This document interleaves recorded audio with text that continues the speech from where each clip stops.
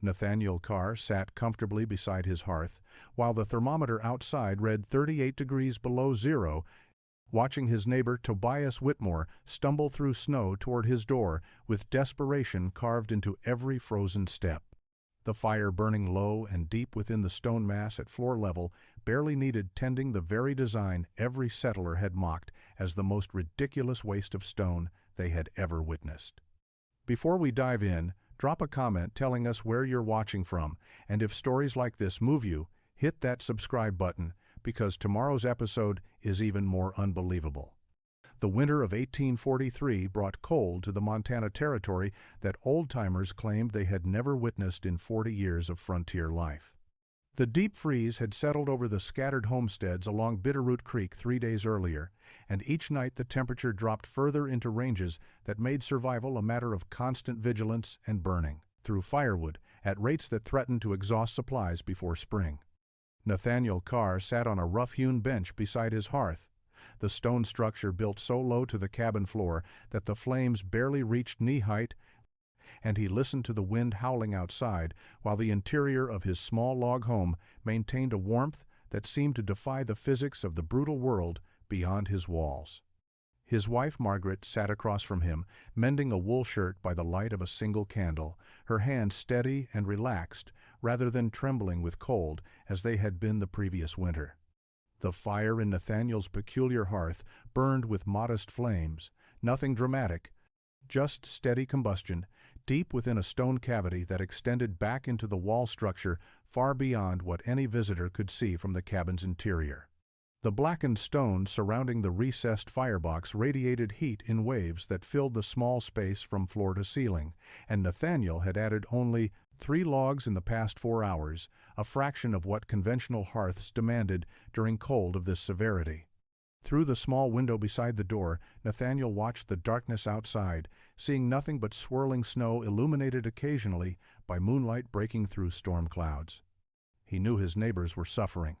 Earlier that day, Isaac Brennan had ridden through the settlement, spreading word that the Kendrick family's cabin had nearly frozen during the night, that James Kendrick had burned through his entire wood supply for the week, trying to keep his children warm, and that the settlement elder Robert Fletcher was organizing a wood-sharing effort to prevent deaths before the cold broke.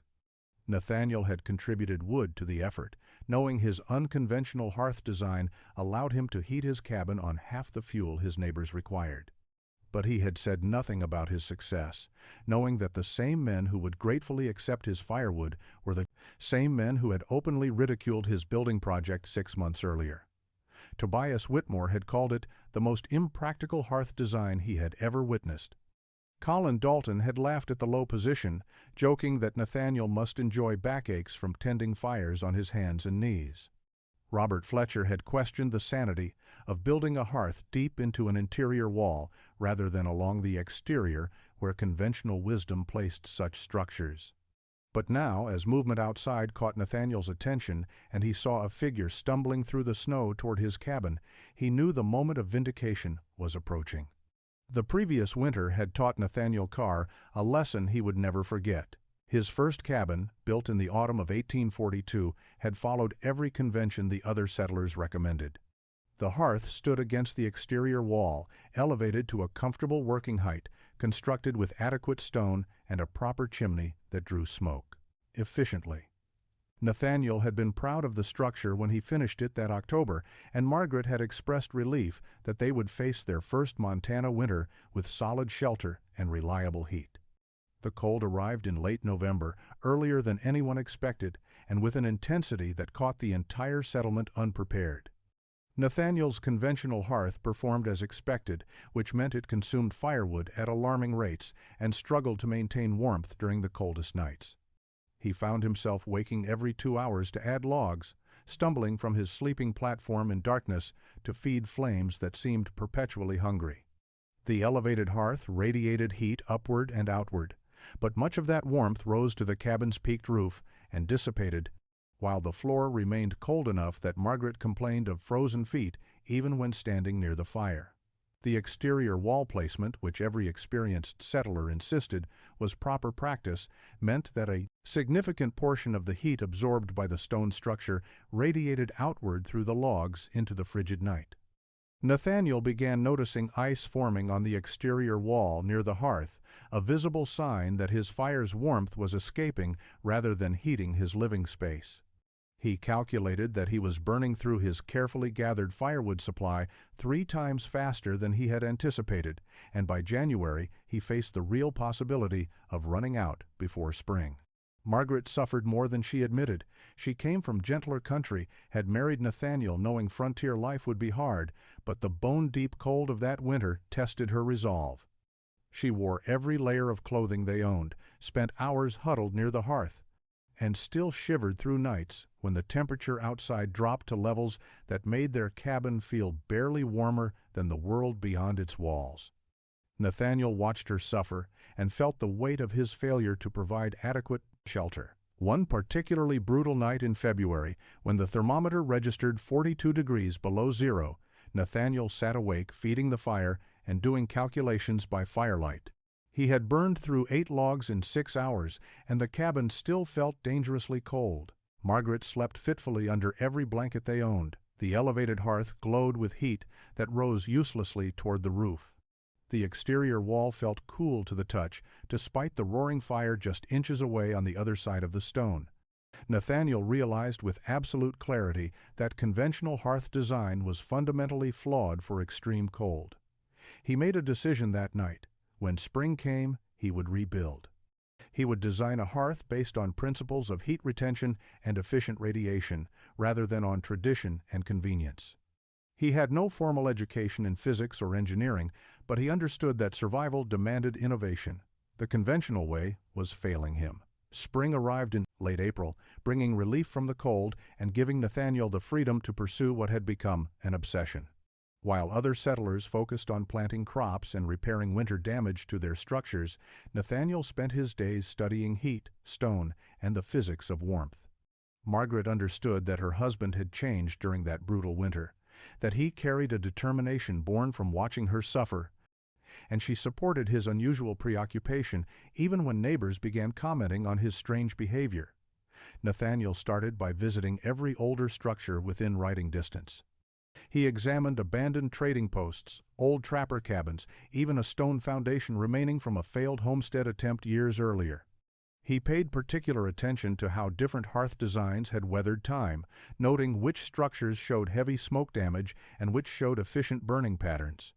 He discovered an abandoned cabin 15 miles north where someone had built a hearth partially below ground level, recessed into a hillside.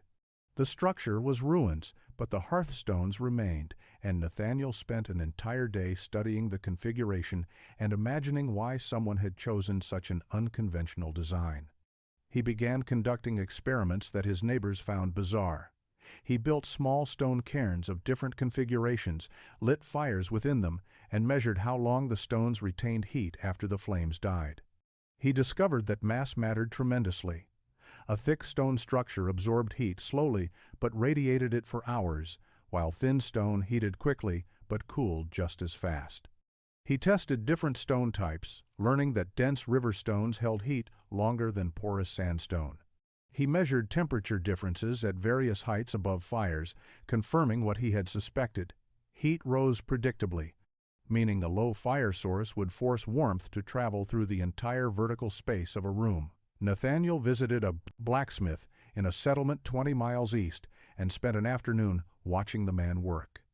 The forge was built low to the ground, with thick stone walls forming a deep cavity where coal burned with concentrated intensity.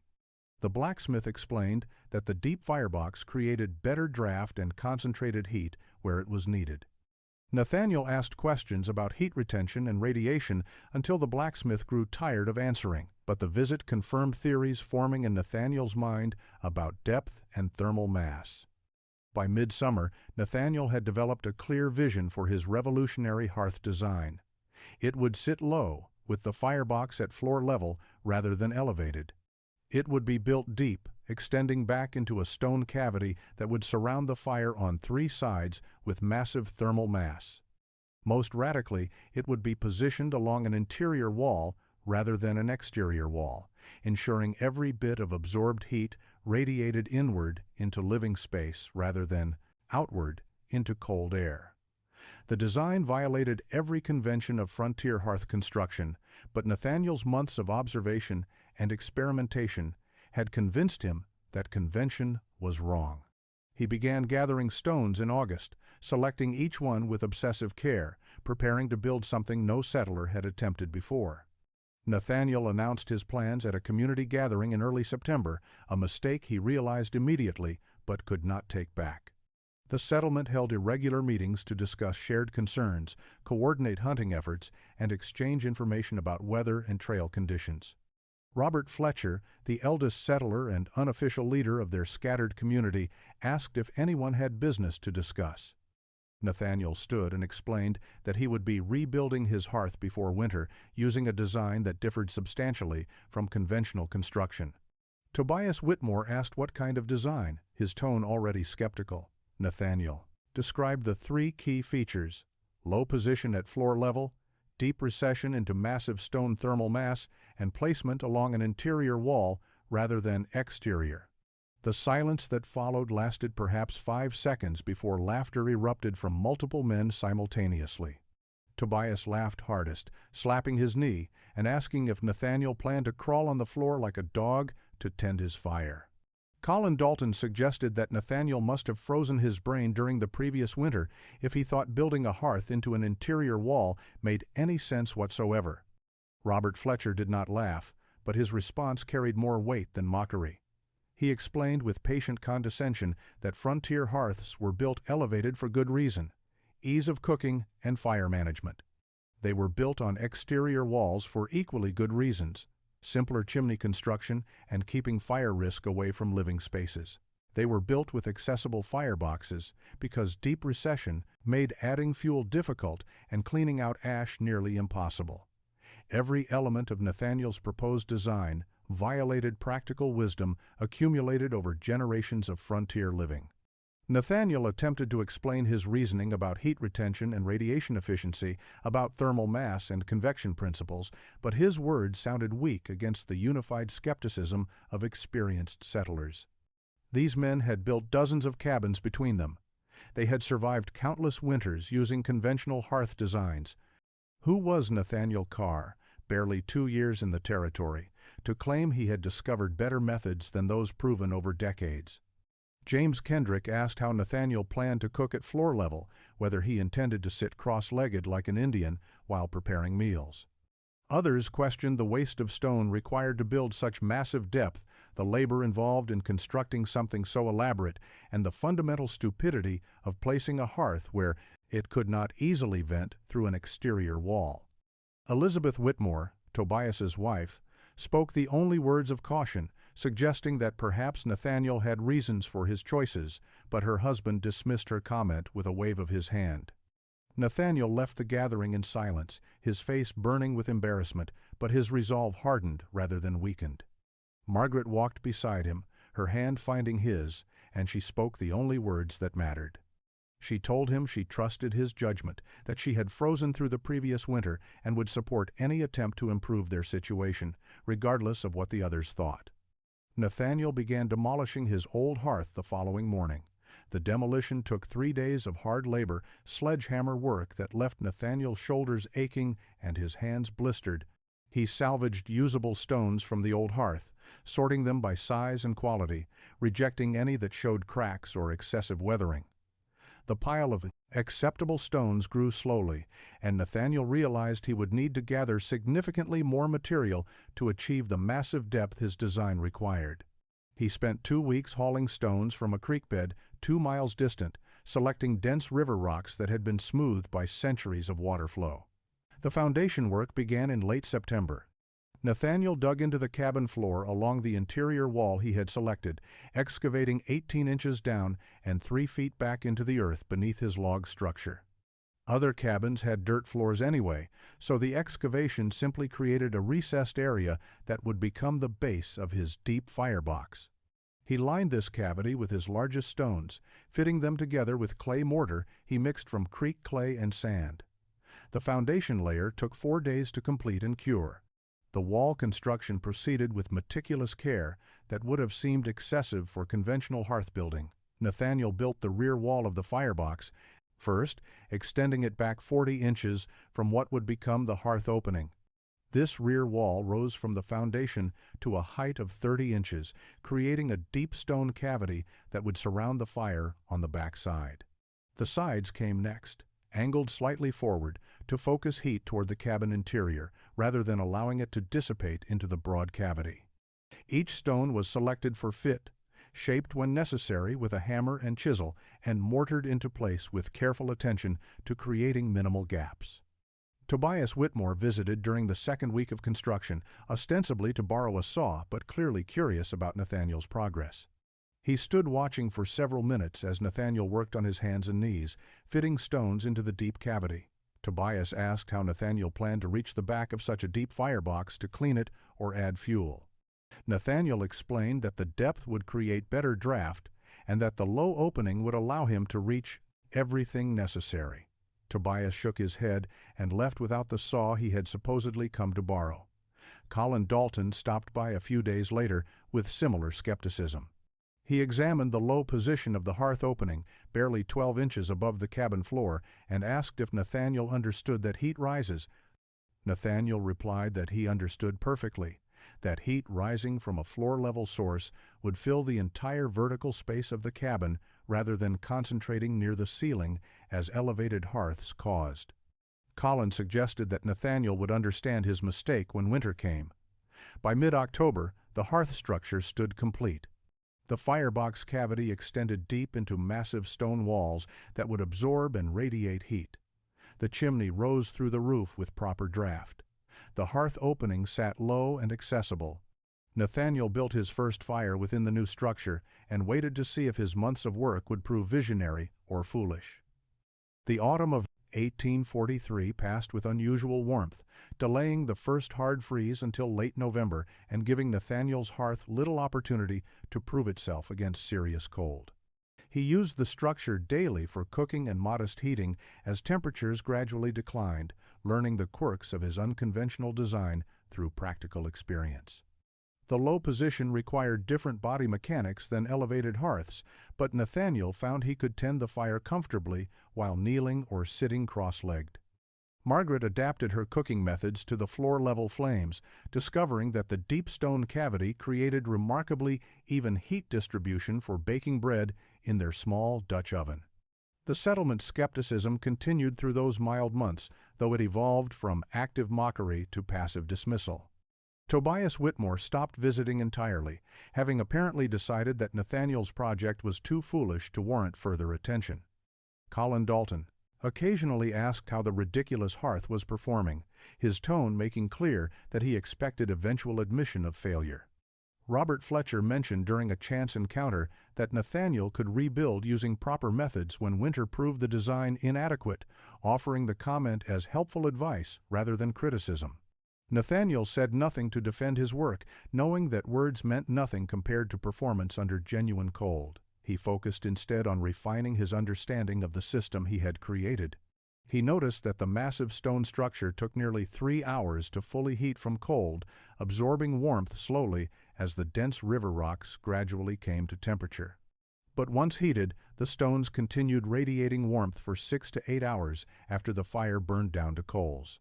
He experimented with different fire sizes, learning that modest flames maintained deep within the cavity proved more efficient than large fires that wasted heat up the chimney.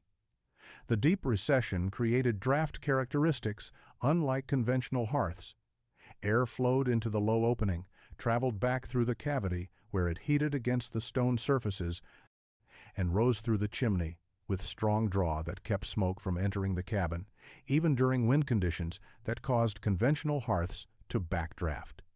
Nathaniel realized that the depth he had built, which everyone had criticized as excessive, actually created a superior chimney effect by giving air more time to heat and expand before rising.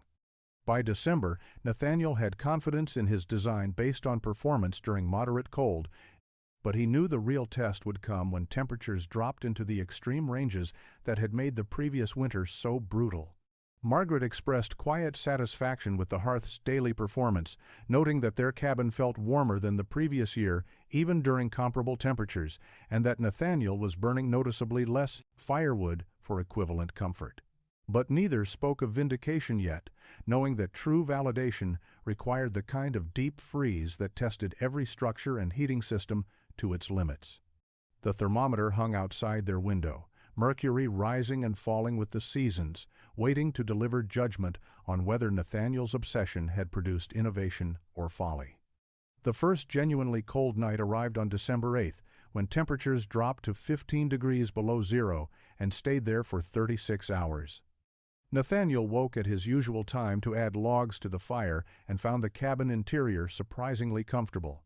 The thick stone mass of his hearth had retained enough heat through the night that the temperature inside had remained tolerable despite the brutal cold outside. He added 3 logs to the coals, glowing deep within the stone cavity, and returned to bed while the fire rebuilt itself, something he had never been able to do with his previous elevated hearth, that required constant attention. Margaret woke 2 hours later and commented that she had slept through the entire night without shivering, a stark contrast to the previous winter, when she had rarely managed more than fragmented hours of cold-interrupted rest. She prepared breakfast over the rekindled fire, working comfortably at the low hearth position she had initially doubted but now appreciated for keeping her hands and face close to warmth while she cooked. The cabin felt genuinely warm rather than merely less cold, and Nathaniel noticed that even the floor maintained reasonable temperature instead of remaining frozen as it had with conventional heating. The cold spell lasted 4 days, and during that time Nathaniel carefully tracked his firewood consumption. He burned approximately 18 logs per 24-hour period, compared to the 35 to 40 logs his conventional hearth had required during similar temperatures the previous year. The difference represented not just convenience but survival mathematics. His firewood supply, gathered through months of summer and autumn labor, would last nearly twice as long as he had experienced before. The implication was profound. He could maintain warmth through an entire winter without the desperate wood-gathering expeditions that had characterized the previous year's struggle.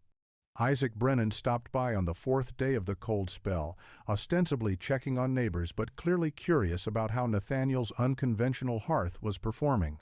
He stepped into the cabin and immediately commented on the warmth, his surprise evident in both his expression and his words.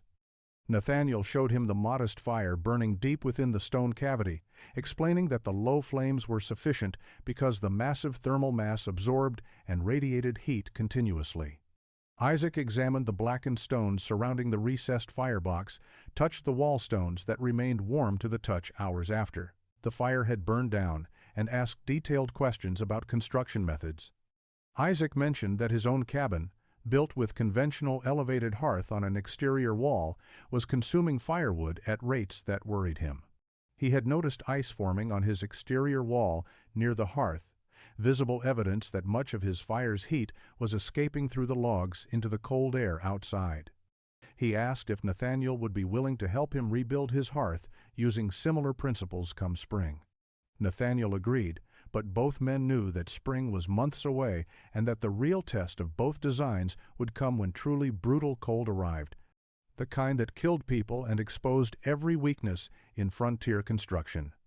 The brutal cold descended on the settlement during the 3rd week of January, arriving with a clarity that old-timers recognized as dangerous. The sky turned crystalline blue, the air became utterly still, and the temperature began dropping in steady increments that continued for 3 days until the mercury in Nathaniel's thermometer registered 38 degrees below zero. The cold was profound enough to freeze spit before it hit the ground, to make trees crack like gunshots in the forest, and to turn inadequately heated cabins into death traps where families huddled under every available blanket and still risked freezing. Nathaniel's hearth faced its ultimate test during those 3 days, and it performed exactly as his months of planning and construction had intended. The massive stone structure absorbed heat from the fire burning deep within its cavity, and that stored thermal energy radiated continuously into the cabin interior. He maintained a moderate fire, adding logs every 4 to 5 hours, and the stone mass did the rest. The cabin stayed warm enough that Margaret could move about comfortably in normal clothing rather than wearing every layer they owned. The floor remained above freezing. The walls showed no ice formation. They slept through entire nights without waking to tend the fire. But across the settlement, conventional hearths struggled desperately against cold of this magnitude. James Kendrick burned through his entire weekly firewood supply in 2 days, feeding his elevated exterior hearth constantly in a futile attempt to maintain livable temperatures. His children slept together under piled blankets while he stayed awake through the nights, adding logs every hour, watching helplessly as much of the heat radiated through his exterior wall into the void beyond. On the 3rd night, his firewood ran out completely at 2 in the morning, and he was forced to burn a chair and part of his sleeping platform to maintain flames until dawn.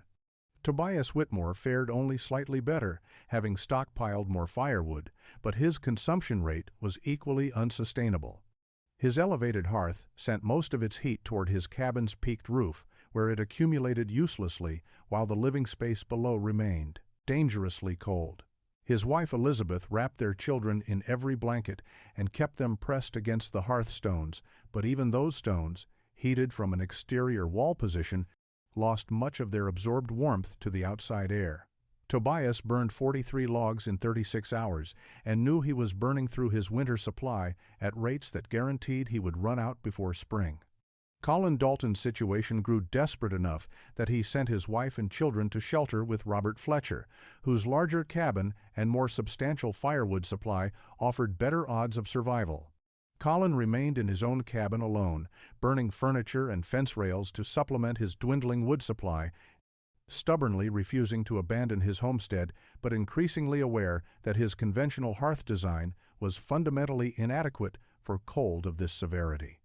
When Nathaniel saw Tobias stumbling through the snow toward his door on the evening of the 3rd day, desperation evident in every movement, he knew the moment of vindication had finally arrived.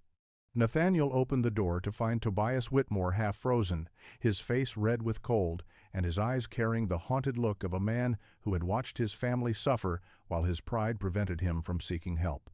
Tobias stepped inside and stopped immediately, the warmth of the cabin hitting him like a physical force. He stood silent for a long moment, taking in the comfortable temperature, the modest fire burning low in the peculiar hearth, and Margaret sitting calmly at the table rather than huddled under blankets. His voice cracked when he finally spoke, asking if Nathaniel had room for his family until the cold broke. Nathaniel sent Tobias back with extra blankets and 10 logs from his own supply, enough to get the Whitmore family through the night. But he also gave something more valuable: detailed instructions on how Tobias could modify his existing hearth when spring came, explaining the principles of thermal mass, low positioning, and interior placement that made the difference between struggling and surviving. Tobias listened without the mockery that had characterized his previous responses, taking mental notes with the focused attention of a man who had learned a hard lesson about the cost of dismissing innovation. The next morning brought Colin Dalton to Nathaniel's door with similar desperation, followed by James Kendrick in the afternoon, his children wrapped in insufficient clothing and shivering despite the break in the most extreme cold. Nathaniel's cabin became a temporary refuge and a living demonstration of principles that every settler had dismissed 6 months earlier. Men who had laughed at the ridiculous hearth position now examined it with careful attention, noting the blackened stones that showed where fire burned deep within the cavity, touching the warm stone surfaces that radiated heat hours after flames had died to coals, and measuring the stack of unused firewood that proved the system's efficiency. Robert Fletcher arrived on the 4th day, not seeking shelter but seeking knowledge. He had survived the deep freeze adequately due to large firewood reserves and a well-built cabin, but he recognized superior design when he saw its results. He spent 2 hours examining Nathaniel's hearth, asking questions about construction sequence, stone selection, cavity depth, and the physics of heat retention that Nathaniel had discovered through observation and experimentation. Robert admitted that he had been wrong to dismiss the design, that conventional wisdom had failed to account for principles that Nathaniel had understood through necessity and careful thought. Word spread through the settlement as temperatures moderated. Isaac Brennan, who had already expressed interest during the earlier cold spell, began gathering stones in February despite snow cover. Tobias Whitmore started planning his spring reconstruction, swallowing his pride enough to ask Nathaniel for help with the technical details. James Kendrick, who had nearly lost everything, announced he would demolish his entire hearth and rebuild from foundation using Nathaniel's methods.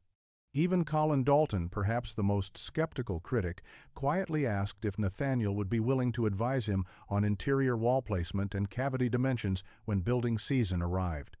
Spring arrived in late March, bringing temperatures that made outdoor work possible and unleashing a construction season unlike any the settlement had witnessed before. 7 families began hearth reconstruction projects, and Nathaniel found himself traveling between homesteads, offering advice, checking stone selection, and explaining the principles that made his design work. He shared his knowledge freely, understanding that survival in harsh territory required community knowledge rather than proprietary secrets. Each family adapted the core principles to their specific situations, but all incorporated the 3 revolutionary elements: low position, deep recession, and interior placement.